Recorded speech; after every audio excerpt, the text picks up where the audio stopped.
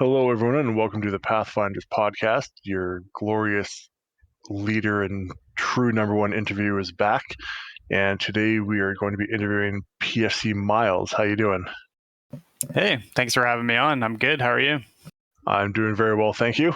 Let's jump right into this. So we'll start with who are you, where are you from, and what do you do for a living? All right. So my name is Myles, and I'm from Ottawa, Canada. And for a living, I work as a buyer at a retailer. And what are you buying? So I said a little bit about it on the forums, but pretty much I'm in charge of the assortment in household paper and laundry. So I'm in charge of like the pricing and the flyers and everything for those categories. So by paper, are we talking like Dunder Mifflin paper? We're talking toilet paper, paper towel, facial tissue.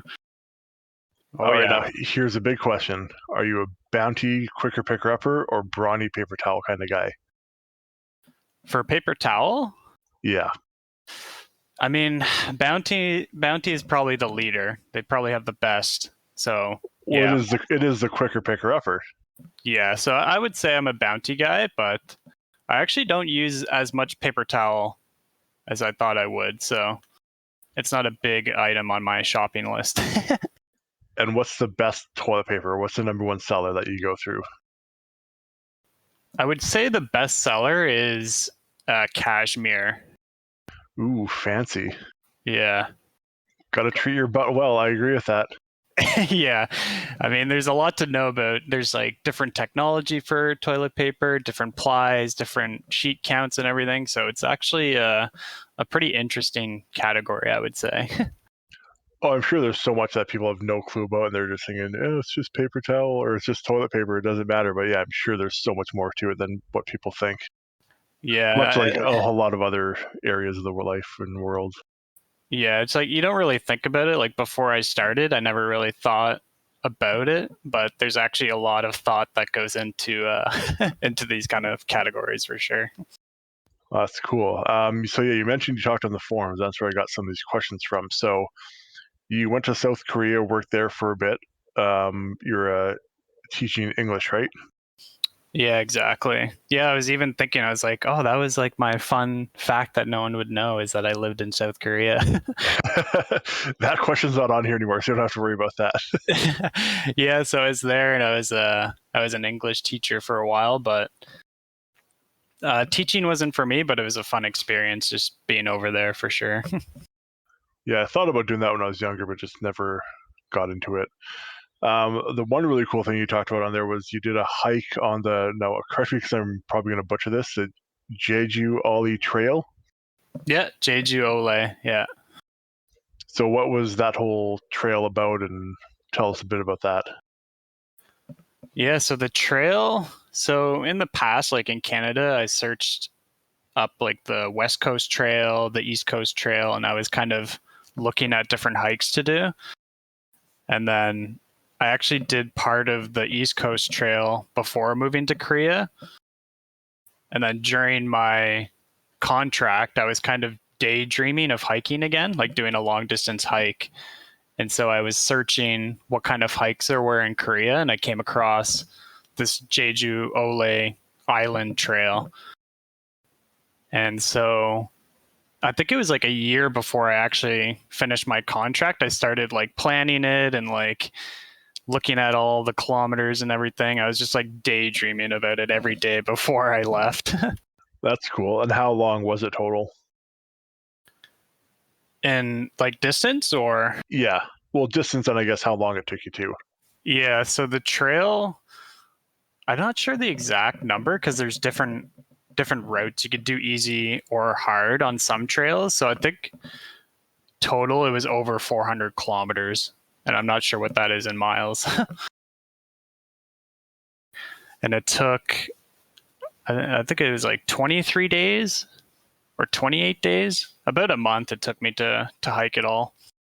That's cool. So yeah, I just Googled it. That's 250 miles for all you Americans that are going to bitch and complain about this. And it was I wouldn't say it was like backcountry hiking.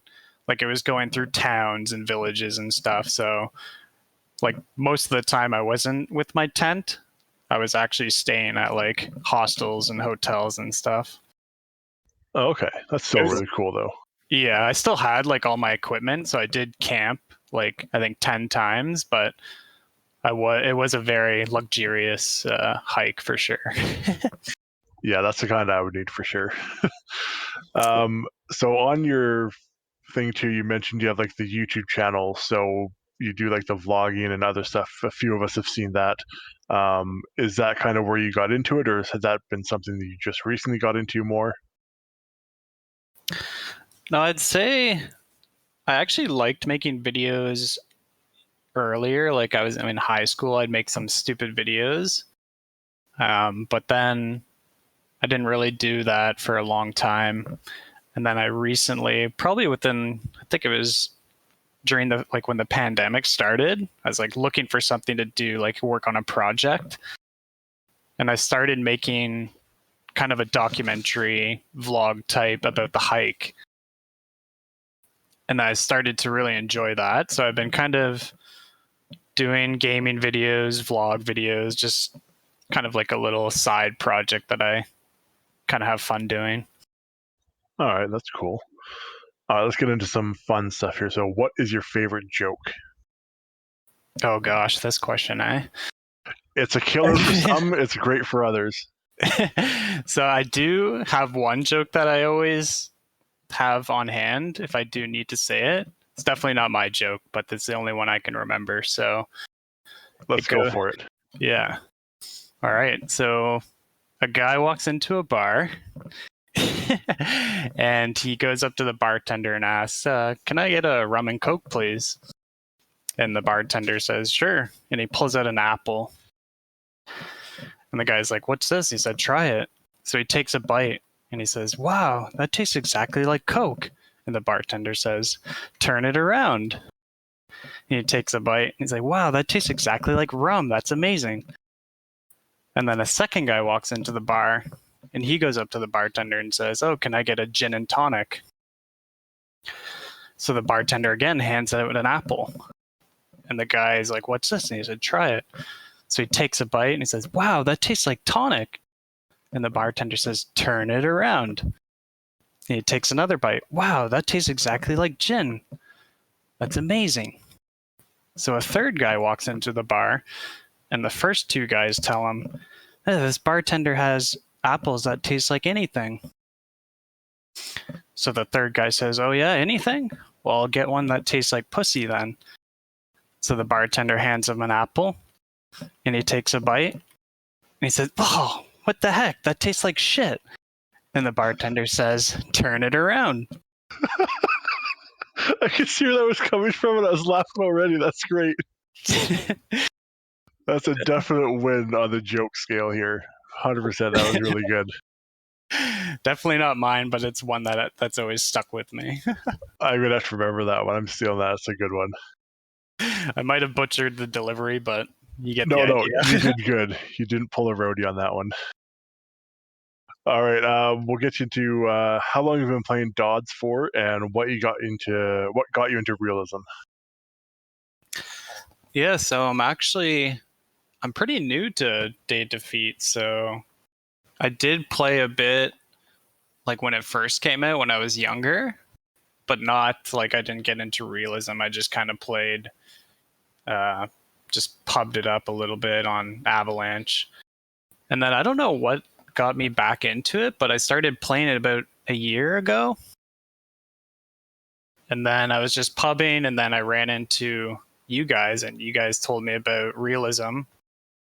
I'm not sure if who exactly it was. I think it was Lanier. And then yeah, I started going into the realisms, and it was just like so fun compared to some of the other games that I've been into before. And now Awesome. that's yeah, I think I only have like 500 hours, so I'm still pretty new to the game, I would say. All right, so we got to get you to get all the achievements, and that's the next goal. Yeah, definitely. All right. If you're a chair, which celebrity would you want to sit on you? If I was a chair, That's a tough one. If you have a crush in Hollywood, maybe. I do have one celebrity crush. It was started a long time ago when I was in school, and it's a Sports Illustrated model named Nina Agdal. Time to So Google that one. yeah, but I don't really have any other celebrity crushes, I would say. Oh, she's Danish. She's cute. A good answer. I like it. All right. So yeah, we're gonna skip the movie, song, and book because there's gonna be a new place for that. I've told you about that already, but everyone else is gonna see that on the next page in the newsletter. Um, when can we come to the family cottage and hang out with you? I mean, probably next summer. I mean, if I get a weekend for free, like by myself, then anyone is welcome to join. We'll make sure that we let Sofa know he's around there, Vandervex there. There's a lot of people that will come across for that then. Yeah, no, for sure. It's a really good spot. We just my dad and my stepmom just bought that last summer, so it's a pretty new addition to the family, but it's just great to have. Nice. We won't invite Linear, just don't worry. Yeah, you break the news to him, okay? Oh, we just won't tell him. All right. If you're a Leafs fan, who hurt you? But if you're a Senators fan, that's all right. I am not a Leafs fan. I am a Sens fan, but I actually don't know too much about hockey. Like I like watching the games and stuff, but I wouldn't know who hurt us. I mean, Oh no, the Senators have just always been hurt. It's the Leafs. Being a Leafs fan, that's somebody had to hurt you to make you a Leafs fan. It's all right. okay, yeah, no, I'm not a Leafs fan. Good. You just went up like 5 points in my book. All right, and so we go with the last question here, and this is based off one of the videos and a question that a lot of people have been having. How much barbecue sauce is too much for a chicken breast? How much is too much barbecue sauce? Yeah, because we saw that one video where you were just pouring it on a piece of chicken. Well, the thing is, the barbecue sauce was almost empty at that point. So I was really trying to get the last drops out of it. But there is no there's you can never go too much on that. You could probably marinate it in a Ziploc bag full of barbecue sauce and you're still fine. There you have it, folks. And Noel, you can stop questioning that. There is not enough barbecue sauce for chicken. Yeah, There we even go. in that video there was you could have put more on there for sure. All right, and yeah, we'll put a link to your channel if you're okay with that. If you want other people to be able to view your stuff, if not, too bad, everyone. But that'll be on the page as well, possibly.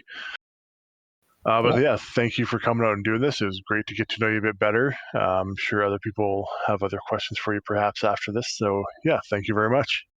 Oh, thanks so much for having me. It was great talking.